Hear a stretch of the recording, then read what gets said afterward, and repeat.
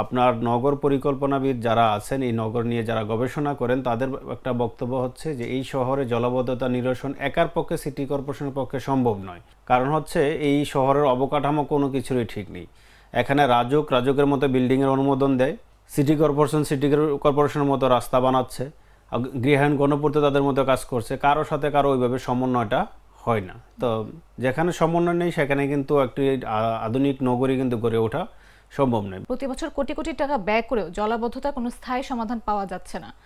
এটা কি পরিকল্পনাগত না অর্থনৈতিক কোনো কিছু, নাকি কি ধরনের ব্যর্থতা আসলে এখানে রয়ে যাচ্ছে বলে আপনি মনে করেন? ধন্যবাদ আপনাকে। আপনি জানেন যে ঢাকা শহরে প্রায় 2 থেকে 2.5 কোটি মানুষ কিন্তু এই শহরে বসবাস করে। এই শহরে যে বড় দাগে যে কয়েকটা সমস্যা আছে, এর মধ্যে কিন্তু জলাবদ্ধতার সমস্যাটা অন্যতম। এই জলাবদ্ধতা সমস্যা শুধু বর্ষার মৌসুমটাতেই আমরা দেখি। তো আগে যেখানে বর্ষার মৌসুমটা একটা নির্দিষ্ট সময়ে বৃষ্টিপাত হতো, এখন কিন্তু দেখা যাচ্ছে যে আপনার বছরের মার্চ এপ্রিল থেকেই হচ্ছে কিন্তু বৃষ্টি শুরু হয়, সেটা নভেম্বর পর্যন্ত গিয়েও বৃষ্টিপাত হচ্ছে। অর্থাৎ বর্ষা মৌসুমটা এখন প্রায় 6 মাসের বেশি সময় কিন্তু বৃষ্টি হয় বিভিন্ন সময়ে। এই বৃষ্টির ফলে আপনার ঢাকা শহরে কিন্তু আপনার পানি শোষণ করার মতো সেই খালি জমি কোথাও নাই। বৃষ্টি হয় সেটা কিন্তু গড়িয়ে সব নালা যাচ্ছে, ডোবা যাচ্ছে। গ্রাম অঞ্চলে বৃষ্টি হলে কি হয়, সেগুলো হচ্ছে পুকুরে যায়, জিলে যায়, অথবা মাটি হচ্ছে পানিটা শুষে নেয়। কিন্তু ঢাকা শহরে কিন্তু সেই সুযোগটা নেই, যার কারণে হচ্ছে আপনার সব পানি আপনার ড্রেনে যাচ্ছে। একই সঙ্গে আমাদের যে বিদ্যমান যে ড্রেনেজ ব্যবস্থা আছে, সেই ড্রেনেজ ব্যবস্থায় কিন্তু দেখা যাচ্ছে যে অধিকাংশ ড্রেনেজ ব্যবস্থায় আরও 20-30 বছর আগের তৈরি করা। তো এখন একদিক দিয়ে হচ্ছে আমাদের জমির পরিমাণ, পানি শোষণ ক্ষমতা কমছে, আরেক দিক দিয়ে হচ্ছে বিদ্যমান আগের যে ড্রেনেজ ব্যবস্থাতে পানি যাবে সেই জায়গাগুলোও কিন্তু বিভিন্ন জায়গায় ভেঙে যাচ্ছে, ভরাট হয়ে যাচ্ছে, যার কারণে পানিগুলো দ্রুত সময়ের মধ্যে আশেপাশের বিলে বা খাল অথবা নদীতে যেতে পারছে না, যার কারণে প্রতি বছরই কিন্তু এই জলাবদ্ধতাটা সৃষ্টি হয়।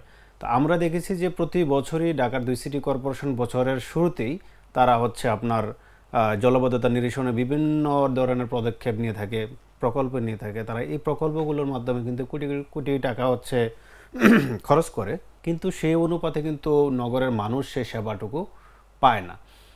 তার প্রধান কারণ হচ্ছে তাদের যেই সিটি কর্পোরেশন যে সীমাবদ্ধতা, সেই সীমাবদ্ধতার মধ্যে অন্যতম হচ্ছে যে তারা ড্রেনের জন্য, আমাদের আপনি দেখবেন যে উন্নত বিশ্বের শহরগুলোতে কিন্তু আপনার রাস্তা, ড্রেন, ফুটপাথ প্রত্যেকটার জন্য কিন্তু আলাদা আলাদা জায়গা থাকে। ঢাকা শহরে কিন্তু সেই ব্যবস্থাপনাটা নেই। একই জায়গার মধ্যে ড্রেনের ব্যবস্থা করতে হয়, আপনার বিদ্যুতের ব্যবস্থা, পানির লাইন যেগুলো বাসা বাড়িতে সরবরাহ করে একই জায়গা দিয়ে। তা আপনার সেই অবকাঠামোগত উন্নয়নের কাজটা ঠিকমতো সিটি কর্পোরেশন করতে পারে না। আবার হচ্ছে তাদের সেই পরিমাণ বাজেটেরও কিন্তু একটা ঘাটতি থাকে। এত বড় একটা শহরের মধ্যে 2 কোটি মানুষ বসবাস করে। আপনার বিশ্বের অনেক দেশ আছে, যে অনেক দেশও এত জনসংখ্যা নাই যেই পরিমাণ জনসংখ্যা আমাদের ঢাকায় আছে, বা যেই পরিমাণ পানি আমরা ব্যবহার করি প্রতিদিন, অনেক দেশতে সেই পরিমাণ পানি ব্যবহার করা হয় না। এই জলাবদ্ধতার ফলে আপনার এখন পরিস্থিতি এমন হয়েছে যে এখন বৃষ্টি হলে কিন্তু আপনার জলাবদ্ধতা বিভিন্ন এলাকায় তৈরি হয়ে যাচ্ছে। তো আমরা গত কিছুদিন আগে দেখেছি যে, এবং গতকালও আপনারা দেখেছেন যে বৃষ্টি হওয়ার পরে ঢাকার বিভিন্ন জায়গায় কিন্তু জলাবদ্ধতা হচ্ছে। এর মধ্যে যদি আপনাকে একটা উদাহরণ দিই, যে নিউ মার্কেট এলাকা, প্রতি বছরই বৃষ্টি হয়, সেখানে কিন্তু হাঁটু থেকে কোমর পানি পর্যন্ত হয়ে যাচ্ছে। মিরপুরের বিভিন্ন এলাকা আছে, পুরান ঢাকার নাজিমউদ্দিন রোড সহ আশেপাশের এলাকায় কিন্তু বৃষ্টি হলে হাঁটু পানি, কোমর পানি হয়ে যায়। ইভেন এই সমস্ত এই যে জলাবদ্ধতার কারণগুলোতে কিন্তু আপনার কারণে বিদ্যুতের তার হচ্ছে অনেক সময় অনেক জায়গায় পানিতে লেগে থাকে এবং মৃত্যুর ঘটনা কিন্তু ঘটছে। সপ্তাহে অনেক আগে এমন একটা ঘটনাও কিন্তু পুরান ঢাকায় ঘটছে। এর 2 বছর আগে মিরপুরে একই পরিবারের 4 জনে কিন্তু বিদ্যুৎস্পৃষ্ট হয়ে মানুষ হচ্ছে মারা যায়। এই যে দুর্ঘটনা, এই যে ভোগান্তি, সেটাই কিন্তু এই নগরের মানুষ যারা আছে তাদের সবাইকে কিন্তু ভোগান্তির শিকার হতে হচ্ছে। এই ভোগান্তি লাগাবে সিটি কর্পোরেশন যে পরিকল্পনাগুলো নিয়ে থাকে, তাদের পরিকল্পনার ঘাটতি আছে। আবার এটাও সত্য যে তাদের যে কাজ করবে পর্যাপ্ত পরিমাণ সেই জায়গা অনুযায়ী নতুন ড্রেনেজ ব্যবস্থা তৈরি করবে, সেই জায়গাটুকু তারা ওভাবে তৈরি করতে পারে না। দ্বিতীয়ত হচ্ছে আপনার তাদের বাজেটেরও সীমাবদ্ধতা থাকে। আরেকটি বিষয় যেটি সিটি কর্পোরেশন বরাবরই বলে আসছে, এবং কি আপনার নগর পরিকল্পনাবিদ যারা আছেন, এই নগর নিয়ে যারা গবেষণা করেন, তাদের একটা বক্তব্য হচ্ছে যে এই শহরে জলাবদ্ধতা নিরসন একার পক্ষে সিটি কর্পোরেশনের পক্ষে সম্ভব নয়। কারণ আপনি আমি বা আমরা যারা এই নগরে বসবাস করি আমরা কিন্তু ওইভাবে সচেতন না। আমাদের প্রতিদিনের যে মানে আমরা যখন বাসা থেকে বের হয়ে কোনো চিপসের প্যাকেট হোক, পলিথিন হোক, অথবা কোনো পানীয় জাতীয় যে বোতলগুলো আছে, প্লাস্টিকের বোতল, আমরা কিন্তু সেগুলো ব্যবহার করে কিন্তু রাস্তায় ছড়িয়ে ফেলছি, ফুটপাতে ছড়িয়ে ফেলি। সিটি কর্পোরেশন একটা নির্দিষ্ট সময় পরিষ্কার করে, কিন্তু তার আগে দেখা যাচ্ছে যে বৃষ্টি হলে সেগুলো কিন্তু বেশে সব যে ড্রেনে নালায় পড়ছে। তারপর পানি যে পরিষ্কার হবে, পানিগুলো যে মানে প্রবাহটা কিন্তু আর হচ্ছে না। সব যখন একসঙ্গে ড্রেনেজ ব্যবস্থার ড্রেনেজে যেয়ে পড়ছে তখন কিন্তু এই পানিগুলো সরে যেতে পারছে না, তখন কিন্তু আপনার এই জলাবদ্ধতা তৈরি হয়। এবং সিটি কর্পোরেশনের বিভিন্ন সময় বিভিন্ন ড্রেন নালাতে নিজেরা যেখানে দেখে যে আপনার হুট করে পানি বন্ধ হয়ে গেছে, ড্রেনে পানি প্রবাহ হচ্ছে না, তারা কিন্তু ওই ড্রেনে নেমে সেগুলো পরিষ্কার করে দেখে যে সবই হচ্ছে প্লাস্টিক পলিথিন। এই প্লাস্টিক পলিথিনটা কে ফেলেছে? নিশ্চয়ই শহরে যারা বসবাস করে তারাই ফেলেছে। সিটি কর্পোরেশন সেগুলো পরিষ্কার করে, কিন্তু তাদেরও সীমাবদ্ধতা, তাদের এক হচ্ছে আর্থিক সীমাবদ্ধতা, আরেকটা হচ্ছে তাদের পর্যাপ্ত জনবলও নেই, পরিকল্পনার তাদের ঘাটতি রয়েছে। যেমন ঠিক তেমনই হচ্ছে আমাদের নাগরিকরাও কিন্তু এই জলাবদ্ধতার জন্য আমরা দায়ী। আমরা যত্র সে পলিথিন প্লাস্টিক যদি না ফেলি সেক্ষেত্রে অনেকাংশই আমরা দেখেছি যে কমে আসবে। আর এই বিষয়গুলো সিটি কর্পোরেশন তাদের জায়গা থেকে যেমন চেষ্টা করছে, ঠিকইভাবে আমাদেরও সেভাবে যদি আমরা সচেতন হই, সেটা হয়তো এই জলাবদ্ধতা কমিয়ে আনা সম্ভব হবে। আরেকটা বিষয় যেটা বলেছেন যে এই জলাবদ্ধতা থেকে আসলে মুক্তির উপায়টা কি? মুক্তির উপায় নিশ্চয়ই আসছে। তো এই বিদ্যমান শহরের কাঠামো মুক্তির উপায়টা আমার মনে হচ্ছে, বা নগর নিয়ে যারা গবেষণা করেন তাদেরও মনে হচ্ছে, বিদ্যমান শহর দিয়ে সেই জলাবদ্ধতা নিরসনটা খুব বেশি সম্ভব হবে বলে মনে হয় না। কারণ হচ্ছে এই শহরের অবকাঠামো কোনো কিছুরই ঠিক নেই। এখানে রাজুকের মতো বিল্ডিংয়ের অনুমোদন দেয়, সিটি কর্পোরেশনের মতো রাস্তা বানাচ্ছে, গৃহায়ণ গণপূর্ত তাদের মতো কাজ করছে, কারোর সাথে কারো ওইভাবে সমন্বয়টা হয় না। তো যেখানে সমন্বয় নেই সেখানে কিন্তু একটি আধুনিক নগরী কিন্তু গড়ে ওঠা সম্ভব নয়। বৃষ্টি কি শুধু আমাদের দেশে হয় তা কিন্তু নয়, বৃষ্টি আশেপাশের রাষ্ট্রগুলোতে কিন্তু হচ্ছে, কিন্তু সেখানে আপনার সঠিক ব্যবস্থাপনা থাকার কারণে কিন্তু আপনার একটা নির্দিষ্ট সময়ের মধ্যেই পানি নেমে যাচ্ছে। বৃষ্টি হবে, অনেক বৃষ্টি হবে, কিন্তু পানির রাস্তাটা তো আমরা তৈরি করে রাখতে হবে, যে বৃষ্টি কত মাত্রায় বৃষ্টি হলে আমার এই ক্যাপাসিটি ড্রেনেজ ব্যবস্থা কাজ করবে, কত মাত্রা হলে কাজ করবেন, সেগুলো কিন্তু গবেষণার বিষয় থাকে।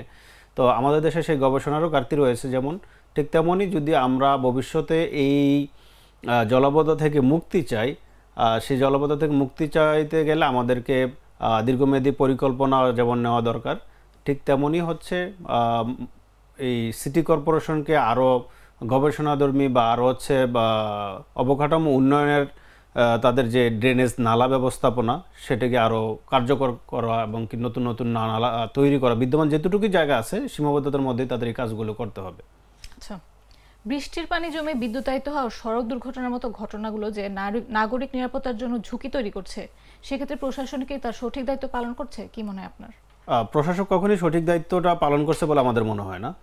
আর সেক্ষেত্রে হচ্ছে আপনার দুর্ঘটনাও কিন্তু আপনার প্রচুর দুর্ঘটনা ঘটছে। ঢাকায়ও আমরা বিভিন্ন সময় দেখেছি যে ম্যানহোল খোলা, জলাবদ্ধতা হয়ে আছে, আমি বুঝতে পারবো না সেখানে কি রাস্তা বা মাটি আছে না গর্ত। অনেক মানুষ কিন্তু গর্তের মধ্যে মানে পানির মধ্যে পা দিয়ে গর্ত দিয়ে ডুবে যাচ্ছে। বিশেষ করে এটা আমরা চট্টগ্রাম শহরে বেশি দেখি, বিভিন্ন ম্যানহোলে পরে, ডাকনারে ম্যানহোলে পরে হারিয়ে যাচ্ছে। তো এরকম ঘটনা ঢাকায় আমার জানার মতো ঘটেনি, তবে অনেক দুর্ঘটনা হচ্ছে। বাস বা সিএনজি, মোটরসাইকেল ওই পানি দিয়ে যাচ্ছে, কিন্তু ম্যানহোল খোলা, ডাকনা খোলা, রাস্তা ভাঙ্গা, সেখানে কিন্তু সে পড়ে যাচ্ছে। এই কর্তৃপক্ষের অবশ্যই এখানে গাফিলতি আছে, এবং এই গাফিলতি থেকে নাগরিকদের মুক্তি দিতে হলে অবশ্যই তাদেরকে এই পরিকল্পনা মাফিক কাজ করাটা হচ্ছে জরুরি। আচ্ছা, ঢাকার সড়ক, ড্রেন, খাল ও পাম্পিং স্টেশনগুলোর অবকাঠামোগত দুর্বলতা কিভাবে পানি নিষ্কাশনের জন্য ধীর গতি সৃষ্টি করছে, এবং এখানে নাগরিকদের অসচেতনতা জলাবদ্ধতার জন্য কতটুকু দায়ী? বিষয়টা হচ্ছে যে আপনার ঢাকা শহরে যখন বৃষ্টি হয়, বৃষ্টির পানিগুলো কোথায় যায় এটা কিন্তু আমরা কেউ গবেষণা করি না। পানি কোথা থেকে আসে, আমাদের প্রত্যেকটা বাসা বাড়িতে যে পানি ব্যবহার করি এটা অনেক নাগরিকই জানে না। তো ঢাকা শহরের একাংশ পানি হচ্ছে ভূগর্ভস্থ পানি, আরেকটা হচ্ছে বিভিন্ন নদী নালা থেকে কিন্তু পানিগুলো আসে, এর মধ্যে আবার যোগ হচ্ছে বৃষ্টির পানি। এই বৃষ্টির পানি যখন প্রচুর মাত্রায় বৃষ্টি হয়, বৃষ্টি কিন্তু আপনার বিভিন্ন নালা বা ড্রেন দিয়ে আপনার এগুলো ঢাকা চারপাশে নদীগুলোর মধ্যে যে ফেলা হয়, তার মধ্যে হাতিরঝিলেও কিছু পানি যায়, সেগুলো রামপুর হয়ে শীতলক্ষায় চলে যায়, একইভাবে বুড়িগঙ্গায় যায়, তুরাগ নদীতে যায়। তো এই যাওয়ার পথগুলো যদি আমি দেখি যে ঢাকা দক্ষিণের পানিগুলো যাওয়ার জন্য তাদের 9 থেকে 10টা হচ্ছে সুইচ গেট আছে, এর মধ্যে হচ্ছে 3টা হচ্ছে কার্যকর আছে, বাকিগুলো অকার্যকর। তো বাকিগুলো অকার্যকর কারণ হচ্ছে আপনার বর্ষা মৌসুমে কিন্তু নদীর পানিও কিন্তু বেশি থাকে। তো নদীর পানি যখন বেশি থাকে, নদীর পানির উচ্চতা বাড়লে সেই পানি কিন্তু উল্টা শহরের মধ্যে ঢুকে যায়। তো সুইচ গেট থাকা না থাকা সেম অবস্থা থাকে। তখন সিটি কর্পোরেশনকে পাম্প চালিয়ে সেই পানি নদীতে ফেলতে হয়। তো এরকম 10টা থেকে হয়তো আমি 3টা জানি যে তাদের হচ্ছে চালু আছে, বাকিগুলো হচ্ছে পাম্প ব্যবহার করতে হচ্ছে। তো এই সীমাবদ্ধতার কারণে তারা আসলে ওইভাবে পারছে না যে পানিটা যথাসময়ে হচ্ছে পানিটা অপসারণ করানোর জন্য। আচ্ছা, জলাবদ্ধতা নিরসনের প্রকল্পসমূহ কেন সময় মতো শুরু বা শেষ হচ্ছে না, এবং ঢাকা শহরের জলাবদ্ধতা দূরীকরণে দীর্ঘমেয়াদী পরিকল্পনা হিসেবে কোন ধরনের প্রযুক্তি বা পরিকল্পনা বা নীতি প্রয়োজন, এবং সেগুলো কার্যকর হওয়ার সম্ভাবনা কতটুকু?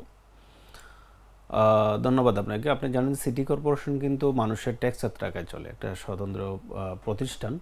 এই প্রতিষ্ঠান প্রতি অর্থ বছর বাজেট ঘোষণা করে হচ্ছে জুন জুলাই। তো জুলাই মাসে যখন সে বাজেট ঘোষণা করে, তারপর হচ্ছে তার একটা প্রকল্প তৈরি করতে 2 মাস 3 মাস সময় লেগে যায়। প্রকল্প তৈরি করে সেটা টেন্ডার করা, আবার কাজটা বাস্তবায়ন করতে করতে তাদের বছর শেষ। আবার নতুন বছর আসে, আবার নতুন করে বাজেট করে, যার কারণে কিন্তু একই সমস্যা প্রতি বছরই রয়েছে। বিগত বছরে কি কাজ হয়েছে, সামনের বছরে কি হবে, কোনো প্রকল্পের সাথে কোনো প্রকল্পর কিন্তু মিলছে না।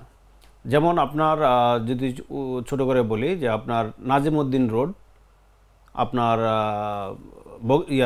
চানকারপুল, এবং কি হচ্ছে আপনার কাজী আলাউদ্দিন রোড বংশাল এলাকাটা, এখানে কিন্তু আপনার গত 2 বছর আগেও প্রায় 100 কোটি টাকার উপরে খরচ করে সেখানে ড্রেনেজ ব্যবস্থাপনা করা হয়েছে, এবং উপরে রাস্তাও করা হয়েছে, ফুটপাতে তৈরি করা হয়েছে, এবং তখন বলা হয়েছিল যে এই এলাকায় আর কখনোই জলাবদ্ধতা হবে না, 2 বছর আগের কথা।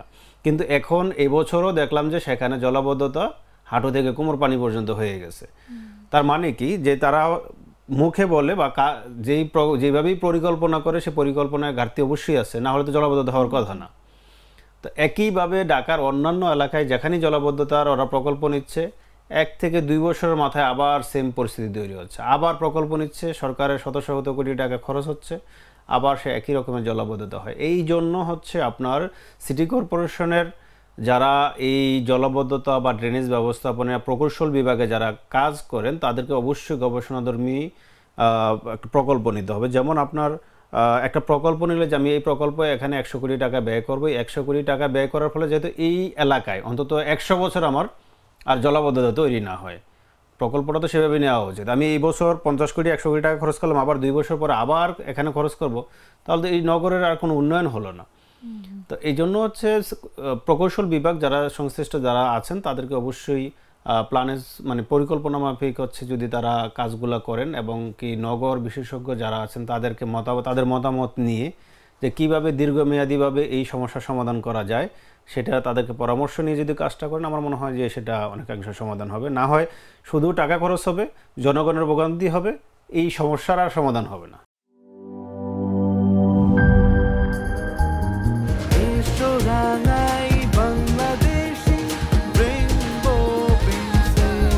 রেইনবো পেইন্টস, ছড়াও জীবনের রং।